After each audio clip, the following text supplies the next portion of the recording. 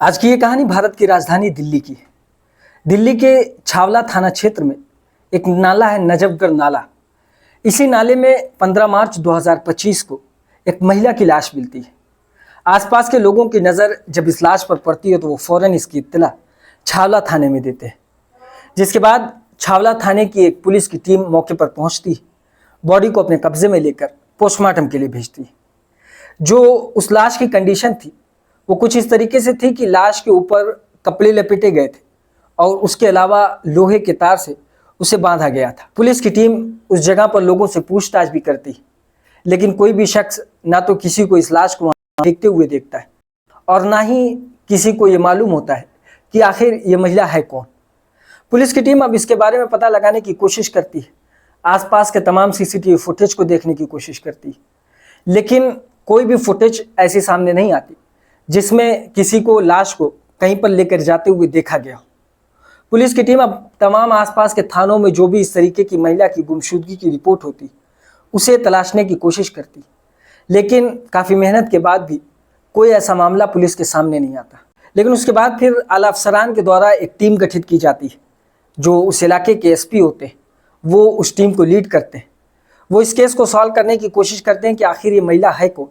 इसके बारे में जानकारी निकालने के लिए वो अपनी तरफ से और अपनी टीम की तरफ से पूरी मेहनत करते हैं, जिसमें पोस्टर छपवाए जाते हैं। अलग अलग इलाकों में वो तस्वीर दिखाकर लोगों से पूछताछ की जाती है।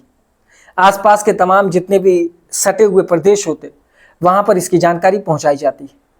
लेकिन काफ़ी मेहनतों मशक्क़त के बावजूद इस मामले में पुलिस को कोई कामयाबी नहीं मिलती। वक्त गुजरता है, फॉरेंसिक की टीम बॉडी का पोस्टमार्टम करती है।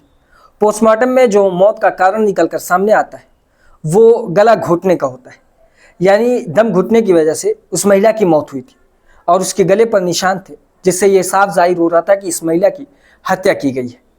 अब पुलिस की टीम जब फॉरेंसिक की टीम से और जानकारी निकालने की कोशिश करती तो उसमें एक नाक की किल सामने आती, जो महिलाएं अक्सर नाक में पहना करती। जब पुलिस की टीम उस नाक की किल पर गौर करती, उसको जूम कर कर देखती, तो उसमें एक होलोग्राम बना हुआ होता है, जो कि ये साफ जाहिर करता है कि इस किल की जो बनावट है, जहाँ से ये ख़रीदी गई है, ये होलोमार्क उसी दुकान का होगा। अब पुलिस की टीम तमाम इस तरीके के जो भी ज्वेलरीज के काम करने वाले एक्सपर्ट होते हैं उनको बुलाते हैं, वो होलोग्राम दिखाते हैं, जिसके बाद काफ़ी मेहनत के बाद ये पता चलता है कि दिल्ली के ही एक इलाके से इस नाक की किल को ख़रीदा गया है। पुलिस की टीम उस ज्वेलरी शॉप से कांटेक्ट करती है, वहाँ जाकर इस होलोग्राम के बारे में पूछती। वो लोग इस बात को एक्सेप्ट करते हैं कि हाँ, ये किल उन्हीं की दुकान से बनी हुई।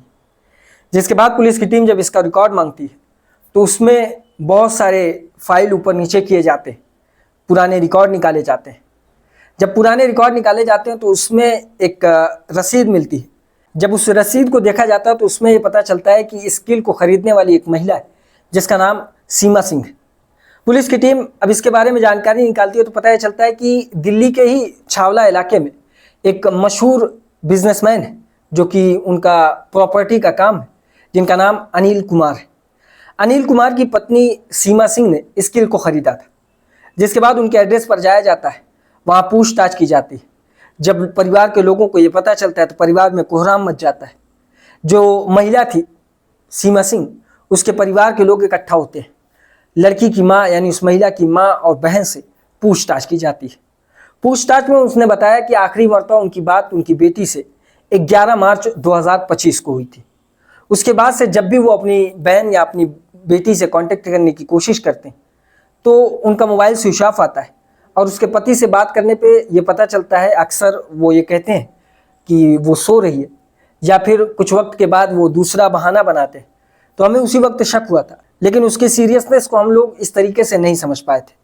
पुलिस की टीम ये फैसला करती है कि वो सीमा सिंह के पति अनिल कुमार से बात करेंगे, उनसे पूछताछ करेंगे। पूछताछ में वो ये बताता है कि वो जयपुर गई हुई थी, वो बच्चे को छोड़ कर गई थी। बच्चों का भी रोना धोना रुक नहीं रहा है, वो मोबाइल अपना यहीं पर छोड़ कर गई है। लेकिन जब कुछ और हद तक पूछताछ आगे बढ़ी तो पुलिस को ये शक होने लगा कि सीमा सिंह की हत्या में किसी और का नहीं बल्कि उसी के पति अनिल कुमार का हाथ है। इसके चलते पुलिस की टीम अब मोबाइल डाटे को खंगालना शुरू करती, सारे CDR को निकालती। जब उनके लोकेशन को चेक किया जाता है तो उसमें यह साफ जाहिर होता है कि जिस जगह पर यह लाश मिली थी उससे कुछ दूरी पर इन लोगों का मोबाइल लोकेशन पाया गया है, जिनमें अनिल कुमार और उसके सिक्योरिटी गार्ड का लोकेशन दिखाया जा रहा था। पुलिस की टीम अब यह फैसला करती है कि वो सिक्योरिटी गार्ड से पूछताछ करेगी। जब सिक्योरिटी गार्ड से पूछताछ की गई तो उसमें यह खुलासा हुआ कि असल में सीमा सिंह की हत्या किसी और ने नहीं बल्कि उन्हीं के पति अनिल कुमार ने की थी, और इस हत्या में वो सिक्योरिटी गार्ड भी शामिल था। जब ये मामला साफ हुआ तो अब पुलिस की टीम अनिल कुमार से बात करती है। अनिल कुमार से जब बात किया जाता है, उससे पूछताछ की जाती है, तो ये मामला साफ हो जाता है कि हाँ, अनिल सिंह ने ही अपनी पत्नी सीमा सिंह की हत्या की थी। अब मामला आगे बढ़ा कि आखिर वजह क्या थी, क्यों सीमा सिंह की हत्या की गई। जिनमें कुछ कारण सामने आए, उनमें एक ये कि अक्सर इनके बीच लड़ाइयाँ हुआ करती थी, पारिवारिक जो भी क्लैश हुआ करते थे वो इनके बीच भी था, और कई कई घंटे इनके बीच लड़ाई हुआ करती थी। इसके पीछे का रीज़न कुछ ये सामने आया कि ये दोनों को एक दूसरे के ऊपर भरोसा नहीं था। यानी पति को यह शक था कि उसकी पत्नी का किसी के साथ अफेयर है, और पत्नी को यह शक था कि उसके पति के साथ किसी का कोई अफेयर है। जब इन सारे मामले को वो आपस में डिस्कस करते तो इसी मामले को लेकर उनके बीच लड़ाई हुआ करती थी।